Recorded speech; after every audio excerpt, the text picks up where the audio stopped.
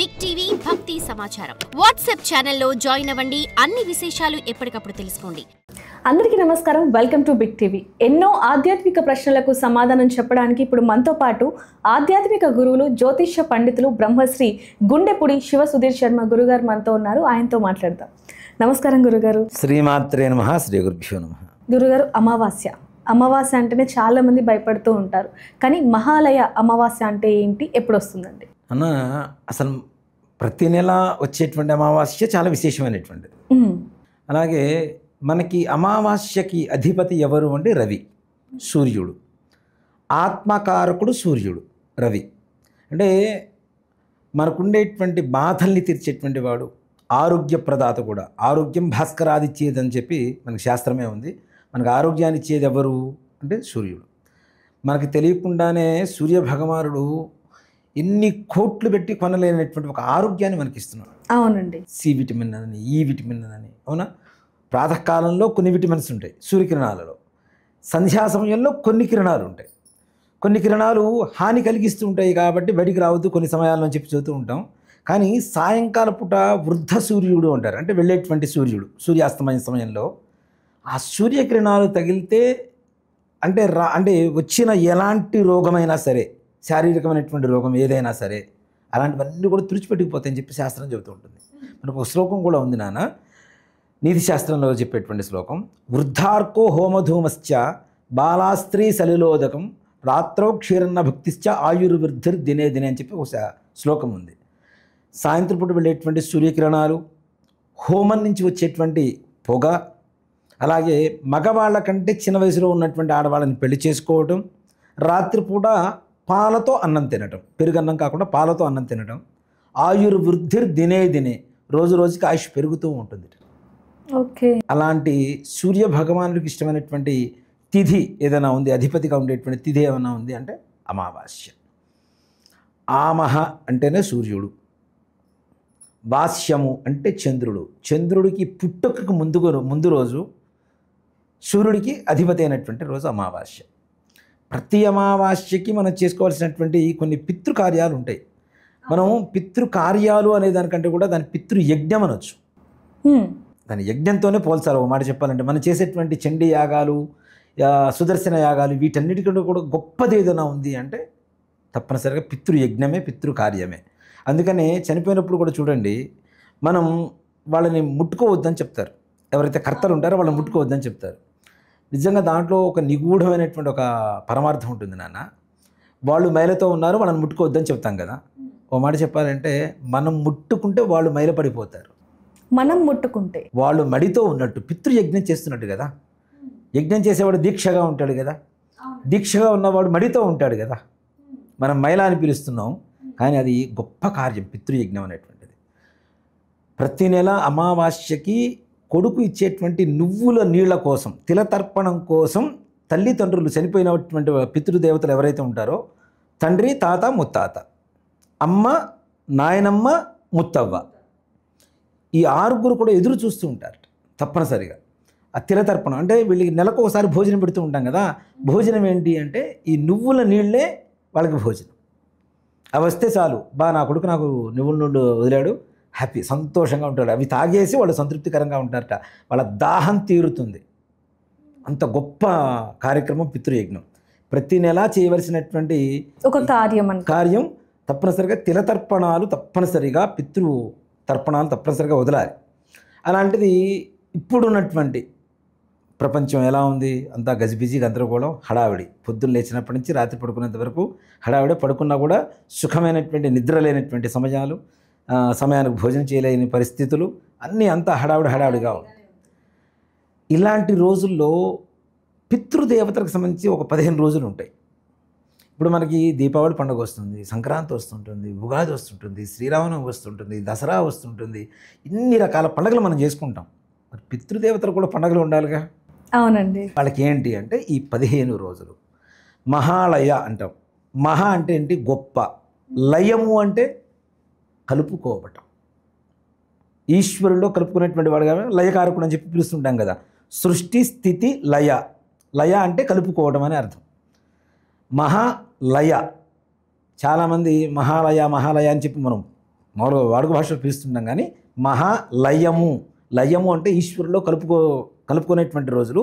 ఈశ్వరుల్లో మన పితృదేవతల్ని ఆయనకి అర్పణ చేసేటువంటి రోజులుగా మనం భావించవచ్చు ఈ 15 రోజులు. ఈ 15 రోజుల్లో అంటే మనకి ఏ తిథి వచ్చినా 15 తిథులే వస్తాయి నాన్న. ఇప్పుడు మా నాన్నగారే చనిపోయి ఉన్నారు అనుకుందాం, పంచమ రోజున చనిపోయారు ఏదో మాసంలో, కానీ మహాళాయ పక్షంలో వచ్చేటువంటి పంచమ రోజున మా నాన్నగారికి మహాళాయ విధి తప్పనిసరిగా చేయాలి. అట్లా అష్టమ రోజున చనిపోయారు ఎవరన్నా, ఈ మహాళాయ పక్షంలో 15 రోజులు అష్టం వస్తుంది, అష్టమ రోజున చేయాలి. ఇలాంటి రోజుల్లో కూడా చేయలేనటువంటి వాళ్ళు, తల్లిదండ్రులు ఏ రోజు చనిపోయారో తెలుగు తిథుల ప్రకారం తెలియనటువంటి వాళ్ళు, గుర్తులేనటువంటి వాళ్ళు కొంతమంది ఉంటారు. ఇలాంటి వాళ్ళందరికీ కూడా మహాళాయ అమావాస్య చాలా పర్వదినంగా చెప్పుకోవచ్చు. ఈ మహాళాయ అమావాస్య రోజున ఏ రోజు చనిపోయారు ఏంటి అనేది తీసి పక్కన పెడితే ఆ రోజున తప్పనిసరిగా మహాళాయ విధి కానీ తర్పణం కానీ తప్పనిసరిగా చేయవలసినటువంటి విధానం. ఆ రోజున చేస్తే, మహాళాయ అమావాస్య రోజున చేస్తే, ఇప్పుడు పండగ దసరా ఉంటుంది నాన్న, 9 రోజులు చేస్తాం. 10 రోజులు విజయదశమి ఎలా చేస్తాం? అంగరంగ వైభవంగా చేస్తాం. ఈ 9 రోజులు చేసుకోకపోయినా 10 రోజులు పండగ చేసుకుంటాం. కొత్త బట్టలు వేసుకుంటారు, చక్కగా అంతా అన్ని గుళ్ళకెళ్ళి వస్తుంటారు, అన్ని పిండి వంటలు చేసుకొని తింటూ ఉంటాం. అలాగే ఈ 14 రోజులు చేయలేనటువంటి వాళ్ళు కనీసం 15వ రోజు అమావాస్య రోజున తప్పనిసరిగా, ఇప్పుడు నిజంగా ఒక మాట చెప్పాలంటే కొన్ని ప్రాంతాల్లో ఆచారాలు తక్కువ, కానీ తెలంగాణలో ఈ విషయంలో మాత్రం గొప్పగా చెప్తారు. ఆ రోజున ఎలాంటి పనులున్నా మానుకొని తల్లిదండ్రులు చాలామంది చేస్తున్నారు. దేనికంటే ఏ గుడి చూసినా కిక్కిరిసిపోయి ఉంటుంది. బ్రాహ్మణికి స్వయంపాకాలు ఇవ్వడానికి వస్తారు. ఆ ఒక్కరోజు వచ్చి కనీసం 6 నెలల పాటు తినొచ్చు ఒక బ్రాహ్మణ కుటుంబం. అన్ని సామాగ్రి వస్తాయి, పప్పు, ఉప్పు, కూరగాయలు, మొత్తం సగ్గు బియ్యం వస్తాయి, పాలు వస్తాయి, పెరుగు, నెయ్యి, అన్ని రకాల వస్తువులు తెచ్చిస్తూనే ఉంటారు. ఎవరి శక్తిని అనుసరించి వాళ్ళు తెచ్చిస్తుంటారు. అసలు ఏమి ఇవ్వలేని, నిజంగా చెప్తానన్న, మా టెంపుల్లో ఒక వాచ్మెన్ ఉంటాడు, తను కూడా తీసుకొచ్చిస్తాడు ఆ రోజు మా నాన్నగారి పేరుతో తీసుకుంటే గారు. అంటే ఎంత గొప్పగా ఆలోచిస్తున్నారు. ప్రతి ఒక్కళ్ళు ఇదే విధంగా ఆలోచించాలని చెప్తాను నేను. తండ్రి రుణం తీర్చుకోవాలి నాన్న. పితృ రుణం తీర్చుకోవడానికి ఏకైక ధర్మ మార్గం ఏదైనా ఉంది అంటే పితృదేవతలకు ఇచ్చేటువంటి తర్పణాలు, దానాలు, ధర్మాలు, పెట్టేటువంటి తద్దినాలు, ఇలాంటివన్నీ కూడా పితృ రుణం తీర్చుకోవడానికి కావాల్సినవి మనకి. అయితే గురుగారు, చాలామంది కూడా వాళ్ళ మతంలో లేవు, కులంలో లేవు అంటూ ఉంటారు. మరి వాళ్ళకి సంబంధించి ఏం చెప్తారు? ఓ మాట చెప్తాను అన్న, లేవు అనే మాట ఒక్క మాటతో అన్నీ తీసేస్తున్నారు. ధర్మం హిందూ ధర్మం కదా, హిందూ ధర్మం అందరికీ ఒకటే కదా, హిందువులందరికీ ఒకటే కదా, వేరే ధర్మాలు లేవు కదా. వీళ్ళు ఏం చేస్తున్నారంటే స్కిప్ చేయడం కోసం, తప్పించుకోవడం కోసం మాకు లేవు అని తప్పించుకుంటుంటారు. మరి మటన్లు తింటే ఎవరికి ఉంది, చికెన్లు తింటే ఎవరికి ఉంది, ఇంట్లో పిండి వంటలు చేసుకొని తింటమే ఉంది, అవి లేవా? మళ్ళీ అవి మాత్రం ఉంటాయి. మనం చేసుకొని మన శరీరానికి కావాల్సినవన్నీ ఉంటాయి. పితృదేవతలకో దేవతలకో చేయడానికి వచ్చేసరికి మాకు లేదు. ఒక్క మాట తప్పించుకోవడానికి వంక దొరకనమాట వంక పట్టుకొని తిరిగిందంటారు చూడండి, ఆ టైప్లో ఉంటారు వీళ్ళందరూ. అసలు ఎవరికైనా ఒక్కటే సిద్ధాంతం నాన్న, ఒకటే ధర్మం. ధర్మంలో ఎవరికి ఏ రకమైనటువంటి మార్పులు చేర్పులు లేవు. పితృకార్యం చేయాలి, కొడుకు కావాలి అని ఎందుకు కోరుకుంటారు నాన్న? చెట్లకి పుట్టలకి కనపడ్డ ప్రతి విగ్రహానికి మొక్కి కొడుకు పుడితే నాకు ఇది చేయిస్తాను, కొడుకు పుడితే నీకు ఇది చేయిస్తానని చెప్పి ఇంతమంది దేవతలకు మొక్కుని కొడుకు కావాలని ఎందుకు కోరుకుంటారు? తలకొరువు పెట్టేది కొడుకు, పితృకార్యాలు చేసేది కొడుకు కదా.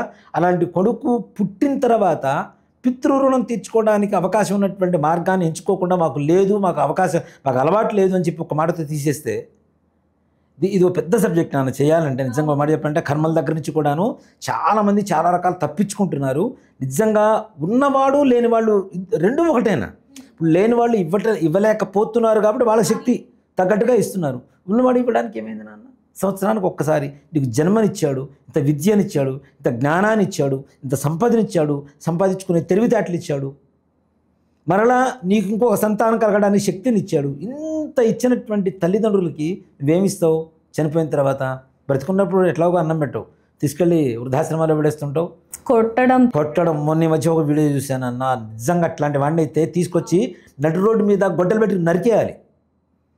అంటే ఇట్లాంటి పౌరుష వాక్యాలు మాట్లాడుతున్నాను. లేదు, ఆ వీడియో కూడా ప్రతి ఒక్కరికి కూడా కంటతడి పెట్టించేలాగా ఉంది. నన్ను ఎత్తేస్తున్నాను నా తల్లిని, ముసలామిని పట్టుకొని ఆవిడ అరుస్తుంది, మూతి మీద కొట్టడం, గగ్గోరు కాలుతో తన్నటం. నువ్వు కడుపులో ఉన్నప్పుడు కాలుతో తన్ని, కడుపు నుండి అన్నం పెట్టాల్సిన వయసు వచ్చిన తర్వాత కడుపు మీద కాలుతో తన్ని. నువ్వు పుట్టడం వేస్ట్. అసలు కొడుగ్గా పుట్టడమే అనవసరం. కదా. ఎంత ఘోరంగా చేస్తున్నారంటే అంత ఘోరంగా చేస్తున్నారు.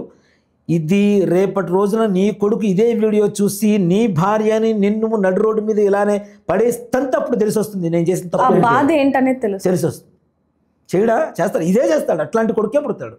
నీ బుద్ధి ఏంటో ఇప్పుడు అంతే కదా, నీ బుద్ధి నీ కొడుకు దగ్గర రిఫ్లెక్ట్ అవుతూ ఉంటుంది తప్పనిసరిగా. నిన్ను కూడా నడు రోడ్డు మీద పడేసి తంతూ ఉంటాడు. ఆమె ఏమైనా అడిగిందా, నీకు ఏమైనా పట్టు చీరలు అడిగిందా, లేకపోతే నగలు అడిగిందా? ఇంట్లో కూర్చోబెట్టి 9 నెలలు కడుపు నిండా మోసింది నాన్న. ఒక్క క్షణం కూడా బరువు అనుకోలేదు, ఇంకా ఆనందంగా మోసింది. కన్న తర్వాత చూడగానే మొట్టమొదటిగా ఆనందపడేది ఎవరంటే తల్లిదండ్రులే. అవునా? అవును గురుగారు. వాడు ఏడుపు విని కళ్ళల్లో ఆనందించే వాళ్ళు ఎవరన్నా ఉన్నారంటే తల్లిదండ్రులే. దేనంటే పిల్లవాడు పుట్టగానే ఏడవకపోతే మనం ఏడవలసి వస్తుంది. అవును, వాడు ఏడిపే ఈ భూమి మీదకి వచ్చానని చెప్పడానికి నిదర్శనం. కాబట్టి అట్లాంటి తల్లిదండ్రులను అలా ఆ విధంగా చూడటం అనేది మహాపాపం. బ్రతికుండగానే వీళ్ళకి నరకాన్ని చూపిస్తున్నారు తప్పనిసరిగా. చనిపోయిన తర్వాత మాత్రం ఇంట్లో పెద్ద ఫోటో పెడతాడు, పూలదండ వేస్తాడు, దీపాలు పెడతాడు, ఓ ఏమ్మ 100 మందిని పిలిచి భోజనం పెడతాడు. శ్మశానంలో కూడా ఆ కట్టే ఏదైతే అది ఉంటుందో సమాధులు కూడా ఘనంగా చేస్తారు, మార్బుల్ వేసి కడతాడు. అవును కదా. అంత దానికి అసలు బ్రతుకున్నప్పుడు అట్లా చుట్టం దేనికి నాన్న, చనిపోయిన తర్వాత నువ్వు ఫోటోలు పెట్టుకోవడానికి. ధన్యవాదాలండి. శ్రీమాత్రే నమః. శ్రీ గురుభ్యో నమః. For more videos like this, subscribe Big TV channel.